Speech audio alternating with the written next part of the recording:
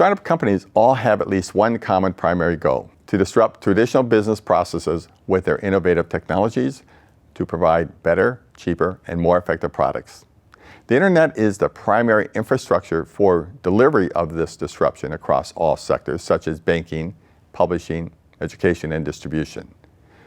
Many incumbent companies have lost their leadership by failing to innovate and offer new products and services to the markets. Just look at the disastrous result when Kodak failed to adapt to digital image technologies for taking pictures. My name is Jim Connor. Welcome to Game Changer Silicon Valley. This segment of tonight's show will look into the emerging story of the new corporate investor, where entrepreneurs are finding a welcome mat to develop, partner, and deploy cool new products. My guest is Jay Onda, Director of Strategic Investments at Yamaha Motors Venture and Laboratory, Silicon Valley. Jay, welcome to the show. Let's start with an overview of how Yamaha Motors decided to open an innovation lab here in Silicon Valley. Sure. So Silicon Valley is obviously the center of the startup ecosystem and the center of innovation, and there's lots of corporates around the world coming here to look for innovation, look for new methodologies, business models, or what have you. Traditionally, Yamaha has been a hardware company, right? We have motorcycles and boats, we have various types of vehicles, but now, as we heard many times, software is eating the world. This is the first time in the auto industry especially that things are changing, not evolutionary, but revolutionary, with connected vehicles, connected cities, smart mobility. And so Yamaha realized that they needed to expand their vision and look for new opportunities to stay relevant, right? No longer is a motorcycle, but there's connected information and personalization that's happening.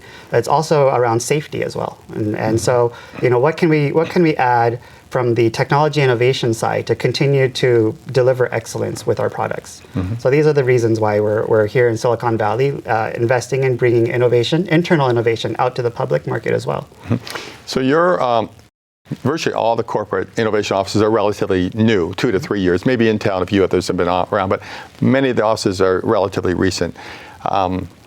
I want to ask you a couple thoughts about that. Was this something like you led the mission to make the case, or did it come from the board of directors, or did it come from some outside influence? I just want to ask you how that got started, how long it took to progress to a decision. So our group was started by Hiro Saijo. He's been with the company for 20 years. About a year and a half ago, he came down to Silicon Valley to explore the innovation ecosystem. He brought it back to headquarters to the managing committee, explained what was going on, and there was a disconnect from the world they live in and how the world is working in today's time, especially in Silicon Valley. So that green-lighted this project. I actually came not from Yamaha, but from a different corporate venture group. And along with me, we have 2 other colleagues that were external hires. And the reason why is because we've been part of this ecosystem. We understand the corporate responsibilities of being a player in the venture ecosystem as well as the startup ecosystem. Mm-hmm. So we bring a new perspective and a different way to look at things. And this is why we decided to join Yamaha. So it's unusual that if I can use the word an outsider, was brought in to run this, because I have the perception, and may be wrong, that what most corporations want is somebody who knows their business units quite well and has relationships with those units to come in, look at technology, look at innovation, and then bring it back and have what we'll call a trustful relationship or a trustful discussion. How did you overcome that, or have you overcome that barrier? Sure. So Yamaha isn't new in the innovation game. They've been, continually innovating around new products, new types of vehicles. So they understand, the strategy behind it. Within corporate innovation, I think the only way that really works is if you have top-level executive approval and their support, and as well as the various business units. So I saw that as one of the opportunities within Yamaha, is that we did have approval and that there are business units that are looking to collaborate with external parties. And so for us, Hiro Saijo, again, is the insider and we're the outsider. So he bridges that communication, and we have access to various business units to discuss, to collaborate on ideas. That's great. So I am really fascinated with this concept that for a number of reasons. A, many companies in Silicon Valley hear the mantra that you have to have a projection that you're going to be a 100 million revenue company in 5 years. We've all heard that endlessly. It's overused. I have the impression that The corporate investors are looking for just great, innovative technology. They'll take care of the distribution. Sure. Yeah, they're looking for the next really breakthrough, if you will, in the sector that they're in today, or perhaps the bigger picture of where they're going with personal transportation. So what I'm getting to is, how much do you have to take the thought process to the business units, and how much do they come to you with asking, go find something for us? Sure. So the way we're looking at investments, we broke it down into 3 different categories. First one is strategic, which is a direct line of some kind of relationship that we could build collaboratively as a project or a product. The second category is exploratory. And this is with new business models, new types of vehicle innovations, whatever it may be. And so these are a little bit risky for a company like ours to just jump in straight on. So working with the startup company who's passionate, who understands the market, or at least has a vision to create this market, is people we want to work with. And we have the technology to support them. And so there's a potential level of collaboration there.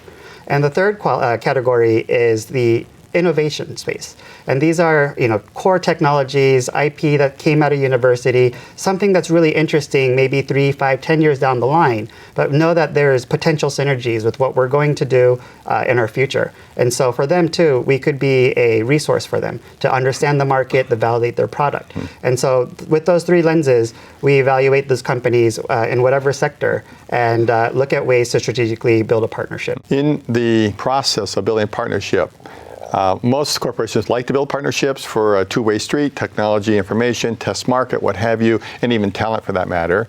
Does Yamaha Motors get involved in the funding also, or is that a different segment? We modeled our group around the Center of Excellence model. And so we have internal innovation.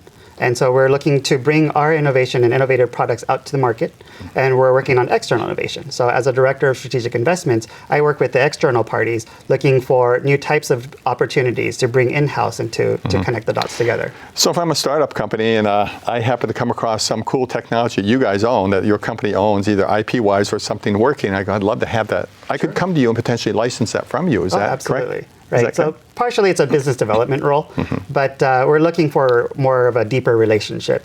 So as an example, we have an FAA-approved unmanned helicopter, and it's about 3 meters long, and it's used in the agriculture industry. So it picks up a payload of about 65 pounds for pesticide spraying and whatnot.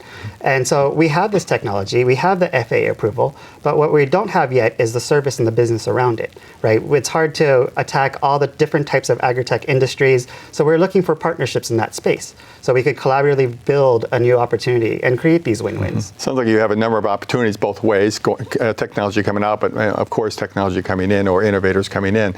How do you reach out to the market? I met you at a conference. I know you travel quite a bit. Is going to conferences and making the personal relationships the primary way, or are you holding an open house, or how do people follow up with you? Sure. So we're about 4 months old right now, so we're still building the strategy and vision.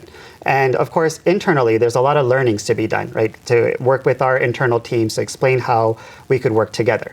So as we ramp up, we're going to have these successful use cases, maybe some not so successful, but we are the front door to access Yamaha Motors. And so much like other corporate innovation groups, we act as kind of, not the gatekeeper, but the front door. So if you could find us and you have a great idea, our website still needs a little bit of work, but our contact information is there, and we're great. We're always happy to meet with companies and see what happens. Right? We have to explore through these conversations.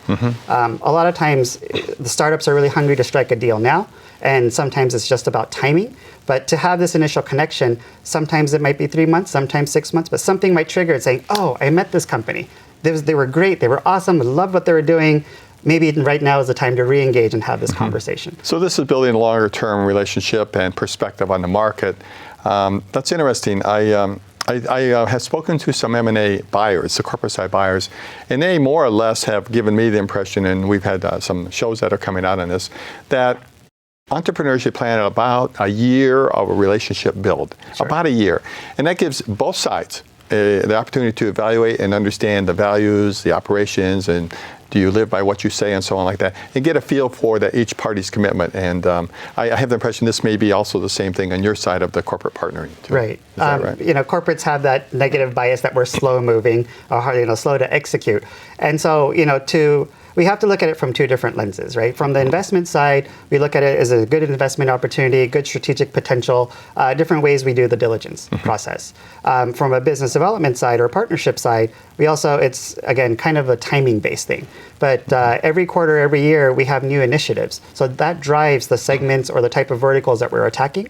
And so from there, we'll reach out to our VC network, to the startup ecosystem to see the who's who, right? And because we're stage agnostic, it could be an early stage startup with two people in their garage to something a little bit more established, maybe later stage, ready to go IPO, or even a public company, right? So we're not just working with startups, but we're looking to be an open player and a partner for just building out this ecosystem. Now, some of the corporate innovation offices are building out an accelerator of type, if you will, Sure. Innovation center, whatever you want to call that.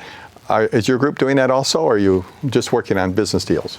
Right now, we're looking, again, we're building out this strategy, and we have to find the right pace, the right style for Yamaha. So there isn't a playbook for corporate innovation. There are certain rules that, and good manners to follow, right? But every company has its own culture. And to change that culture, to be more open, is a very, very difficult task. It's never seen on the outside. Lots of difficult conversations happen on the inside. So the more adaptive these groups are, the more active and aggressive we could go. Are you working at all with the universities by chance? Because there's a great deal of IP and research going on there. Yeah, so we have great connections with Stanford, UC Berkeley, and MIT. And we're not just in the United States. We're looking for innovation around the world. Let me ask you just one last question in this area of the innovation office or the innovation laboratory. What are the benefits of to a startup company with your international distribution? I'll let you answer that, but I have some assumptions here. I Sure. assume it's a big opportunity. One of the biggest values that a corporate could provide in general is the access to the customers. Maybe not direct access, but the insights, the market knowledge, the strategies of a go-to market plan. Yeah. And so we could support a company doing that. On top of that, we do a lot of manufacturing as well. So we could perfect some of this hardware technology and help them understand the challenges of building out products at scale. So we have various technologies around e-bicycles, e-motorcycles, hub motors. And so with all the know-how of how to put it together, we could help polish some of these early stage prototype concepts. And so aside from just money and access to the market, there's a lot of operational support that we can provide as well. Do you stay involved? I take it. It sounds like absolutely. you're quite a gregarious, outgoing, easygoing guy. And we had this trip at this conference we both attend. You had your cameras. You're meeting everybody, and I assume you stay involved and you usher the companies through the various processes, make sure they get a good hearing and they get a fair feedback. Yeah, I think we especially, we're trying to champion these startups and to get them to the right people as part of our job, right? And so it might fall on deaf ears for one group and it might not be the appropriate group, right? And so there's other business units that are looking for these types of innovations. So for us, connecting the dots internally is part of our job as well. Was your other prior experience in the automotive industry, or did you come from a totally different sector? I came from a totally different industry. Why don't you tell us a little bit about that? Sure. Well, I started as a graphic designer and on the startup side, right? So I was doing UI, UX, and products for about 15 years before it turned into such a unicorn role. And then got into this corporate innovation work and then into corporate venturing. So earlier on the startup side, corporates were scary. Venture capital was kind of this unknown mystery of people with big checks, and I didn't quite understand. So as I transitioned through the innovation and venture side, I see both sides. Okay, so I wouldn't be doing a fair job here if I didn't go back and say, let me get this right, Jay. You go from graphic design to corporate investing. Designer, engineer. Designer to engineer, then Right. engineer to corporate guy. Right. I was a hybrid. You were a hybrid. Yeah. Okay. I was lucky that I started off my college life in computer science. Okay. And then got into marketing and got into design, and I liked both, right? Oh, They're okay. both a similar type of mindset. You get to think outside the box and be creative, but execute on something. It's tremendous. I mean, a guy that's got a graphic design and appreciation for the power of design, frankly, moves into the corporate environment and is able to move up into this innovation center. I think, a very positive statement for Yamaha Motors' decision to have you on the team.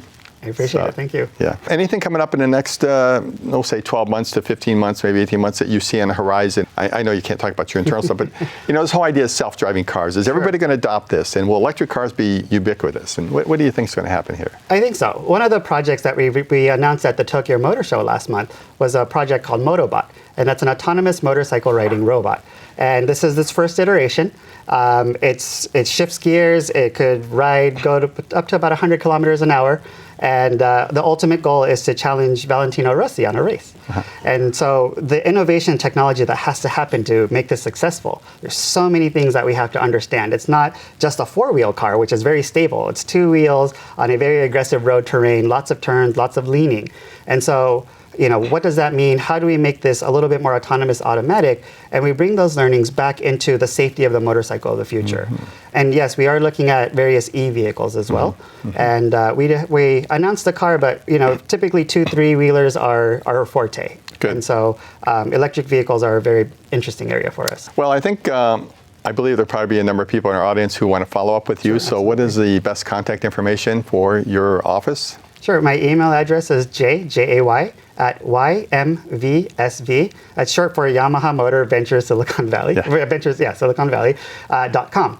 I am impressed with what you've accomplished, but I love the story going from the graphic design to the engineering to the corporate investor and the innovation. That's a great story. A lot of people ask how I got in there, and it's really just luck is part of it, and being open to people's feedback and new opportunities. And so with a lot of startups too, just because a corporate may not be a fit, but they want to engage with you, go dance, go explore. Well, I certainly want to keep in touch with you, your office, and what you're doing, and look forward to a follow-up session, perhaps bring you back on the show maybe in 12 months, and let's talk about some of the projects you put together. Thank you. Thanks so much for being on the show. I wish you every success going forward. Thank you very much. Thank you for joining us for this week's episode of Game Changer Silicon Valley. Each week, we'll address an area of innovation that may emerge as a game changer of tomorrow. You can follow us on our website, gamechangers.tv, our Facebook page, or subscribe to our YouTube channel. We look forward to your continued interest and participation in the upcoming shows.